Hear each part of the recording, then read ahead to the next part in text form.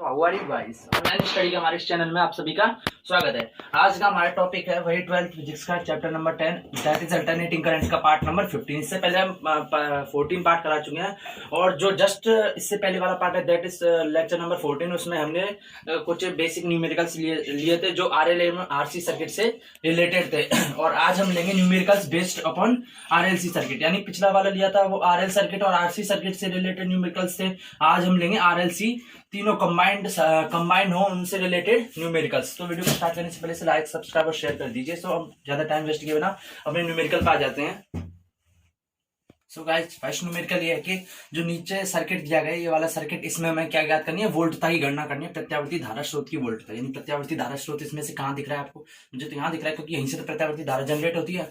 तो ये प्रत्यावर्ती धारा स्रोत है और इस पर मुझे क्या करना है, वोल्टेज की मुझे वैल्यू फाइंड करनी की वोल्टेज क्या होगी। तो मैंने ये पता चल गया भाई क्या चीज फाइंड करनी है और हमें ये चीज दे रखी है। तो सबसे पहले मुझे पता है कि जेड, यहाँ पे जो जेड का फॉर्मूला होता है, जो रेजिस्टेंस होता है उसका फॉर्मूला क्या होता है, root of R square plus XL minus XC का स्क्वायर। ये होता है, मुझे पता है, ऑब्वियसली आपको भी पता होगा।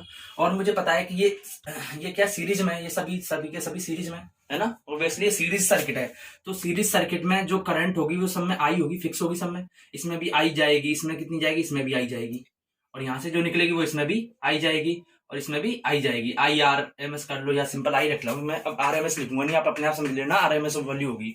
तो देखो यहाँ से आई जा रही है करंट, तो इसमें कुंडली में कितनी धारा बहेगी, आई बहेगी, और सी में कितनी बहेगी, आई बहेगी, आर में भी आई बहेगी, यानी सब में समान बहेगी। तो मैं आई से गुणा कर देता हूँ तो इधर क्या हो जाएगा, आई इंटू जेड हो जाएगा। अंदर भी आई करूंगा इधर, तो अंदर क्या हो जाएगा, I into R square plus XL minus XC का स्क्वायर। दोनों तरफ कर सकता हूँ, मैं कर दिया मैंने, है ना। तो आई जेड बराबर क्या हो जाएगा, आई जेड हो जाएगा, जब अंदर जाऊंगा तो अंदर क्या हो जाएगा, ये आई स्क्वायर हो जाएगा, आई स्क्वायर हो जाएगा ना, I square R square plus XL minus XC का स्क्वायर।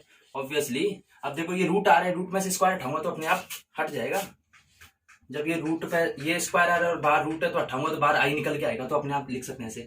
और आई जेड को क्या लिख सकता हूं मैं, आई यानी इसमें से बहने वाली, पूरे में बहने वाली धारा, और जेड क्या है, जेड इसके सिरों पे प्रतिरोध, इसके सिरों पे जेड हम बताते ना, प्रत्यावर्ती सिरों पे नेट जेड क्या होगा यहाँ पे। तो यहाँ पे आई यहाँ जा रही है और जेड यहाँ जा रही है, तो ये किसका, ये क्या हो गया, आई इंटू एक तरह से रेजिस्टेंस हो गया, और रेजिस्टेंस यानी वोल्टेज हो गया। वोल्टेज कहाँ की हुई, यहाँ की, क्योंकि जो यहाँ पे रेजिस्टेंस आ रहा है वो प्रत्यावर्ती स्रोत का रेजिस्टेंस आ रहा है, इसलिए ये वोल्टेज आ जाएगी। तो वी बराबर, और इसको मैं अलग अलग करके लिख सकता हूँ, I square R square, I R को होल स्क्वायर लिख सकता हूँ, मैं लिख सकता हूँ ऑब्वियसली, प्लस इसको लिख सकता हूँ मैं आई स्क्वायर एक्सएल माइनस एक्सी का स्क्वायर लिख सकता हूँ मैं, एक्सएल माइनस एक्सी का स्क्वायर, है ना, लिख सकता हूँ आराम से। तो वैसे ऐसे कर लूंगा मैं।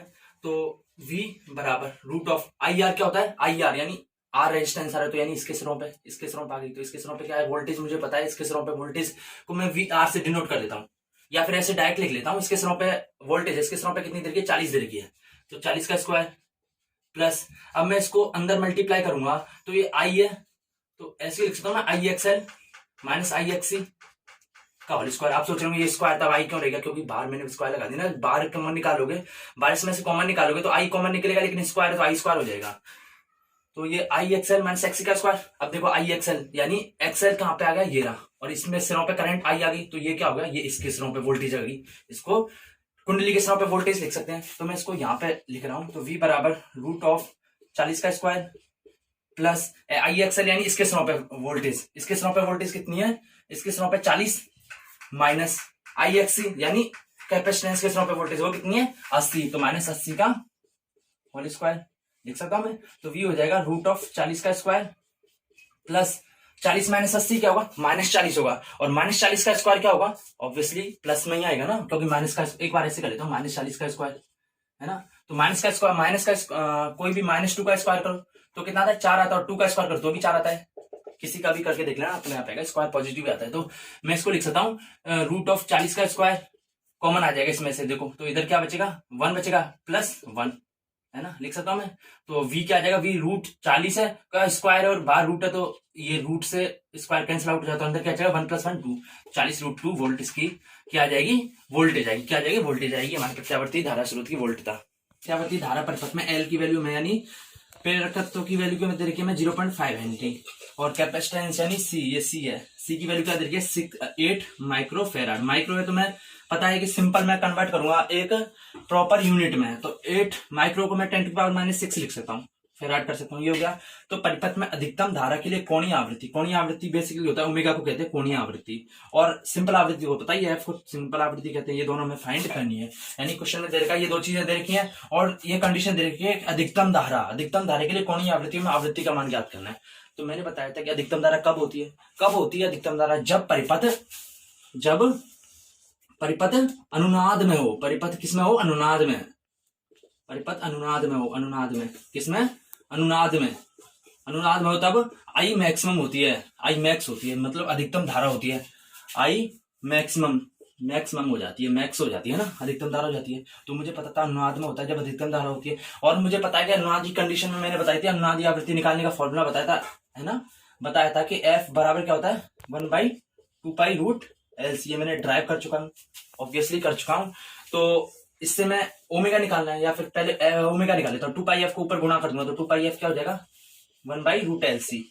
इसको मैं ओमेगा भी कह सकता हूँ, ओमेगा बराबर 1/√LC, है ना, 1/√LC। अब सीधे वैल्यू दे के इनको पुट कर दो, एफ निकालनी है तो 1/2π√L क्या है, √L है हमारे पास 0.5, और C क्या है 8 गुणा 10⁻⁻⁶, 8 गुणा 10⁻⁻⁶। अब इसको सिंप्लीफाई करूंगा तो 1/2π, ये क्या हो जाएगा 10⁻⁻�6 है, तो क्या लिख सकता हूँ इसको 10⁻, बाहर निकालूंगा तो 10⁻ क्या हो जाएगा -3 हो जाएगा, क्योंकि रूट है, रूट के अंदर पावर है, जो भी अगर बाहर निकालूंगा तो 1/2 हो जाती है, पावर 1/2 हो जाती है। तो 10⁻⁻3 और इसको मल्टीप्लाई करूंगा तो 8 पंजे 40 आएगा, लेकिन एक पॉइंट है तो 4.0 हो जाएगा, 4.0 हो जाएगा। ऑब्वियसली आप सिंपल कर सकते हो, आराम से कर सकते हो। जब इसको आगे करूंगा तो 4.0 हो जाएगा, 4.0 मतलब 4, इसको सिर्फ 4 ही लिखता हूँ। 4 का क्या होता है √2 होता है, तो क्या हो जाएगा 10⁻³ ऊपर पहुंचेंगे तो 10⁻3 और नीचे करेंगे तो 2 × 2 4π हो जाएगा, 4π हो जाएगा। इसकी वैल्यू आ जाएगी 4π हर्ट्ज हो जाएगी। और जैसे इसकी वैल्यू करेंगे तो ये हो जाएगी 10⁻³ दैट इज 500, ये क्या आ जाएगी 500। जब इसको सॉल्व करें तो 500 रेडियन पर सेकंड इसका फॉर्मूला था, 500 रेडियन पर सेकंड। सो आपके सो गाइस नेक्स्ट क्वेश्चन ये है कि श्रेणी एलसीआर परिपथ में प्रत्यावर्ती वोल्टेज 200 वोल्ट है और L 5 हेनरी है और C 5 माइक्रोफैराड है और R की वैल्यू हमें दे रखी है 40 ओम। दैट मींस सर्किट बना लिया हमने, RLC सर्किट है तो RR होगा, LR होगा और इधर C भी है, और ये AC करंट से जुड़ा हुआ है और इसकी वोल्टेज हमें 200 वोल्ट दे रखी है। देखो प्रत्यावर्ती वोल्ट तक नहीं दे रखी है, 200 वोल्ट दे रखी है। और रेजिस्टेंस हमें दे रखा है 40 ओम R के स्नो पे, और L के स्नो पे 5 हेनरी और C के स्नो पे 5 माइक्रोफैराड C हमें दे रखी है। तो हमें सबसे पहले क्या कहते हैं ना अनुनादी आवृत्ति। तो मुझे पता है अनुनादी आवृत्ति का फॉर्मूला मैंने ड्राइव कर चुका हूं, उसका फॉर्मूला क्या था FR था 1/2π√LC, 1/2π√LC होगा। तो वैल्यू पुट कर दो भाई, बस 1/2π और √L की जगह क्या लिखूंगा, L यहाँ पे क्या है L है 5 और C क्या है 5 माइक्रोफैराड। तो मैं एक बार इधर लिख लेता हूं, तो R है मेरे पास 40 ओम, L है 5 हेनरी और C है मेरे पास 5 माइक्रोफैराड यानी 10⁻⁻⁶ फैराड। माइक्रो को सिंपल में एक नॉर्मल यूनिट में कन्वर्ट कर दिया, और V मुझे पास दे रखा है, वो देगा 200 वोल्ट दे रखा, 200 वोल्ट दे, सारी चीजें देखिए मैं सीधे पुट कर दूंगा। √L की जगह 5, C की जगह क्या लिख दूंगा 5 गुणा 10⁻⁻�6, है ना। तो मैं इसको आगे सॉल्व करूंगा तो क्या हो जाएगा, इधर कर देता हूँ 1/2π, ये 10⁻⁻�6 है तो बाहर निकालूंगा तो क्या हो जाएगा 10⁻³ हो जाएगा, क्योंकि अगर गुणा में चल गया तो गुणा में जैसे 4 × 6 चल रहा है तो मैं ऐसे कर सकता हूँ ना, 4 × 6 को क्या लिख सकता हूँ मैं 2, क्योंकि 4 को कैसे लिख सकता हूँ √2 का स्क्वायर गुणा 6 कर सकता हूँ ना। तो स्क्वायर से रूट कर जाएगा तो 12 आ जाएगा, अंदर √6 का जाएगा, इसको ऐसे भी लिख सकता हूँ मैं। बस ऐसे ही किया मैंने गुणा में, तो जो एक चीज जिसका पूरा कंप्लीट स्क्वायर बन रहा है ना, जैसे -3 का स्क्वायर क्या होगा, इसको गुणा करेंगे तो स्क्वायर करेंगे तो 10 स्क्वायर करेंगे तो 2 3 से गुणा हो जाएगा, पावर आपस में मल्टीप्लाई हो जाए 10⁻⁻6 से ही आ जाएगा अंदर। तो 10⁻³ ज्यादा मत ध्यान दो, बस इतना ही, ज्यादा मत इतना सोचो, बस इतना ही होगा कि अंदर कोई भी चीज हो बाहर आने के बाद उसकी पावर आधी हो जाती है, और अंदर क्या बचेगा √5 का स्क्वायर यानी 25, और मुझे 25 का, और 10⁻³ ऊपर जाएगा तो 10⁻+3 हो जाएगा अपॉन 2π, √25 का हो जाएगा 5, रूट निकल जाएगा 5, तो इसको क्या लिखता हूँ 10⁻³ एक इधर 10⁻³ यानी 1000 अपॉन 10π। अब इसको काटूंगा तो 100 अपॉन पाई क्या आ जाएगी, हर्ट्ज आ जाएगी, हर्ट्ज।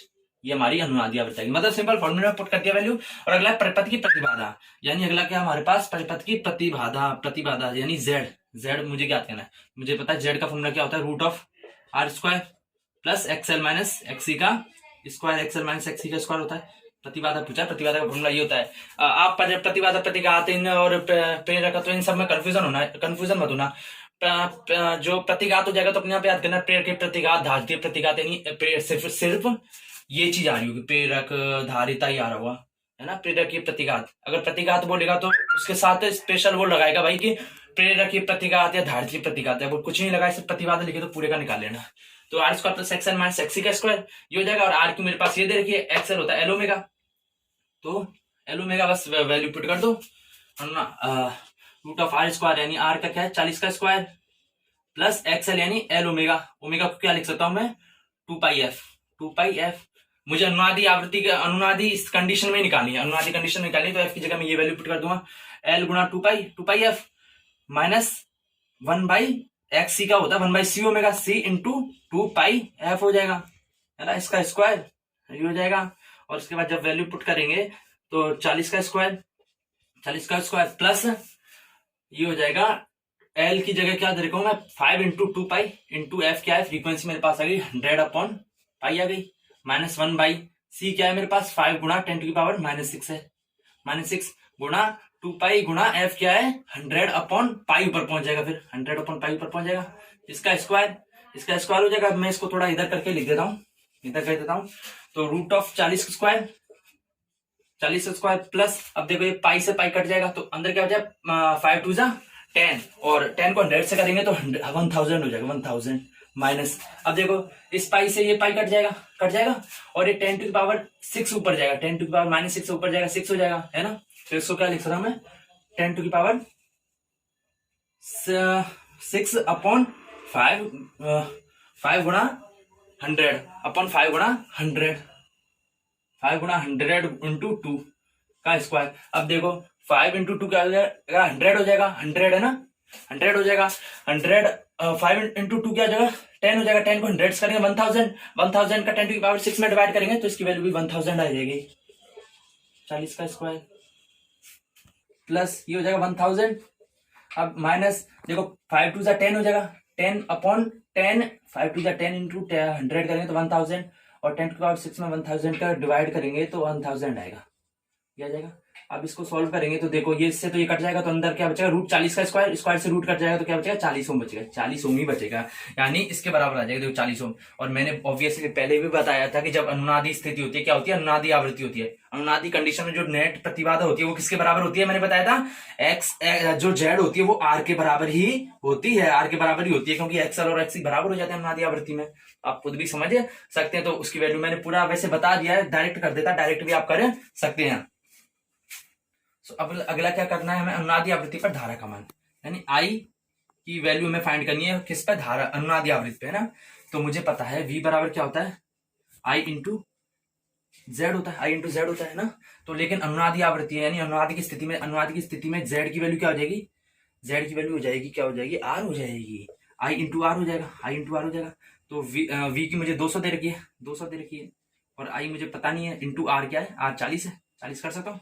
तो आई की वैल्यू क्या आ जाएगी यहाँ से मुझे 5 एम्पियर, क्या आ जाएगी 5 एम्पियर आ जाएगी, समझ गए, ज्यादा टफ नहीं है। आप सोच रहे हो तो इसके सिरों पे निकाला, ऑब्वियसली इसके सिरों पे होगी, आप खुद भी देख लो, देखो v बराबर आई इंटू जेड क्या है मैंने इसके सिरों पे निकाला है। अब इसके सिरों पे मैंने जेड की वैल्यू मैंने पुट कर दी, बस इसके सिरों पे आर के बराबर होगी, मैंने स्पेसिफिकली इसका यूज नहीं किया, मैंने स्पेसिफिकली इसका यूज किया, पर अब इसकी जो करंट है इसके बराबर होगी, क्योंकि देखो जो करंट है सब में सेम ही रहती है ना, आप खुद भी सोच सकते हो आराम से, करंट पूरे सर्किट में सेम रहती है। और उसके बाद अगला है डी है, तो डी के लिए मुझे पहले सारा मिटाना पड़ेगा, यहां तक समझ में आ गया सबको। तो एक बार डी के लिए सारा मिटा देते हैं। तो डी के लिए मुझे पूछा कि परिपथ में सभी सिरों पर वोल्टता का वर्ग माध्य मूल्यमान, सभी सिरों पे यानी इस पे जो वोल्टेज इसके देखो मैंने आपने 10th क्लास में पढ़ा था कि जब सीरीज में होते हैं तो जो वोल्टेज होती है वो तो सब में अलग अलग होती है हर सिरे पे, और करंट सेम रहती है, लेकिन ये उल्टा हो जाता है जब समांतर क्रम में होते हैं, जब पैरेलल क्रम में होते हैं, समांतर क्रम में होते हैं तब तो समांतर क्रम में होते हैं तब वोल्टेज सब में सेम रहती है लेकिन करंट अलग हो जाती है। सीरीज में उल्टा जाता है, सीरीज में करंट सेम रहती है और वोल्टेज अलग अलग हो जाती है। तो सबके सिरों पे पूछा नहीं, इसके सिरों पे वोल्टेज, इसके सिरों पे वोल्टेज, इसके सिरों पे वोल्टेज। तो मुझे आई पता चल गया, आई कितना आया था अभी 5 एम्पियर, कितना आया था 5 एम्पियर आया था, अभी आई मुझे पता है 5 एम्पियर आया था। तो सीरीज है तो इधर भी 5 से निकलेगी, इधर 5 इधर 5, तो इसके सिरों पे मुझे वोल्टेज चाहिए आर के सिरों पे, आर के सिरों पे क्या आएगा आर के सिरों पे करंट यानी आई इंटू इसके सिरों पे रेजिस्टेंस, इसके सिरों पे रेजिस्टेंस कितना है इंटू आर, आर हो जाएगा तो आई की जगह 5, आर कितना है 40, तो ये क्या आ जाएगा 200 वोल्ट आ जाएगा। कितना आ जाएगा 200 वोल्ट आ जाएगा ना, आ जाएगा। अब मुझे क्या चाहिए, इसके स्नो पे वोल्टेज चाहिए, एल के स्नो पे, तो वीएल से डिनोट कर दूंगा। वो क्या आ जाएगा आई इंटू रेजिस्टेंस। इसके स्नो पे रेजिस्टेंस क्या होता है, एक्सएल होता है। क्या होता है, एक्सएल होता है ऑब्वियसली। तो वीएल बराबर आई मुझे पता है सब में सेम रहेगी, तो 5 गुणा एक्सएल क्या हो जाएगा एल ओमेगा, तो एल ओमेगा हो जाएगा ना। तो इसको क्या लिखता हूं 5 गुणा एल क्या है 5, ओमेगा क्या है 2 पाई इंटू एफ, ओमेगा क्या है 2 पाई इंटू एफ। एफ कितनी आई थी अपनी, एफ आई थी अपनी 100 अपॉन पाई आई थी, एफ आई थी 100 अपॉन पाई, है ना। बस वैल्यू पुट कर दो, पाई से तो पाई कट जाएगा, कट जाएगा। 5 ना 25, 25 को 2 से करेंगे तो 50, 50 को 100 से करेंगे तो 5000 वोल्ट वोल्टेज। एल की सॉल्व 5 आता है, एल ओमेगा एल ये रहा 2 पाई एफ 100 अपॉन पाई, पाई से पाई 5 25 दूना 50, 5000 वोल्ट। हाँ ठीक है। और सी के सॉल्व हो जाएगा वीसी इंटू आई इंटू एक्स हो जाएगा, ऑब्वियसली ज्यादा कुछ नहीं है। तो वीसी बराबर आई 5 है, एक्स क्या 1 बाई सी ओमेगा, सी कितना देगा 5 गुणा 10 की पावर -6, ओमेगा क्या है 2 पाई, एफ क्या आई थी मेरे पास, एफ आई थी 100 अपॉन पाई आई थी, पाई से पाई कट जाएगा, पाई से पाई कट जाएगा। और देखो अब ये 5 ऊपर है, ये नीचे, तो इससे भी ये कट जाएगा ना, कट जाएगा ना ग्राउंड से। तो ये 10 की पावर -6 से ऊपर जाएगा तो +6 हो जाएगा, तो 10 की पावर 6 अपॉन ये हो जाएगा 200, क्या हो जाएगा 200। जब इसको डिवाइड करेंगे तो 10 की पावर ये हो जाएगा 10 की पावर 100 गुणा 10 की पावर 4 10 गुणा 10 की पावर 3 लिख सकता हूँ मैं, अपॉन 200, ऐसे 100 लिख सकता हूँ ना आराम से। 10 की पावर 6, तो 3 1 4 1 5 1 6 हो गया, पावर जुड़ जाती है ऐसे। 2 की पावर 6, तो मैं इसको लिख सकता हूँ 2 की पावर 2 इंटू 2 की पावर 3 इंटू 2 की पावर 1 लिख सकता हूँ ना। बाद में ऑब्वियसली प्लस हो जाएंगे जब एक साथ लिखेंगे, तो आदर्श समानों तो घातें बढ़ जाती हैं। ये 100 से 100 कट जाएगा, इसका करें तो 5, तो इसका क्या जाएगा, इसका भी 5000 वोल्ट आ जाएगा, 5000 वोल्ट ऑब्वियसली। क्योंकि जब दोनों ये दोनों ऑब्वियसली समान ही आने चाहिए, क्योंकि समान इसलिए मैंने बताया था अनुनादिश आवृत्ति, अनुनाद कंडीशन होता है, तो मैंने बताया था कि ये दोनों कंडीशन दोनों इक्वल हो जाते हैं। आप सोच रहे होंगे अनुनाद में तो एक्सएल और एक्सी के बराबर होते हैं, एक्सएल और एक्सी बराबर होते हैं, एक्स और एक्सी बराबर होते हैं ना, ये तो पता है अनुनाद में। तो मुझे क्या चाहिए, मुझे वी के फॉर्म में कन्वर्ट करना है, तो मैं आई से दोनों तरफ गुणा कर दूंगा। देखो ये आई एक्सएल यही बन गया ना, एक तरह से आई एक्स ये बन गया ना, तो इसको क्या मैं वी एल बराबर वी सी। ऑब्वियसली आप डायरेक्ट भी निकाल सकते हो, बस मैंने बताया है कि भाई आप डायरेक्ट भी निकाल सकते हो। तो आज का लेक्चर हमारा कैसा लगा, और आगे के वाले लेक्चर में हम शक्ति गुणांक और औसत शक्ति से रिलेटेड न्यूमेरिकल लेने जाएंगे। सो इस वीडियो को लाइक सब्सक्राइब और शेयर कीजिए। Thank you.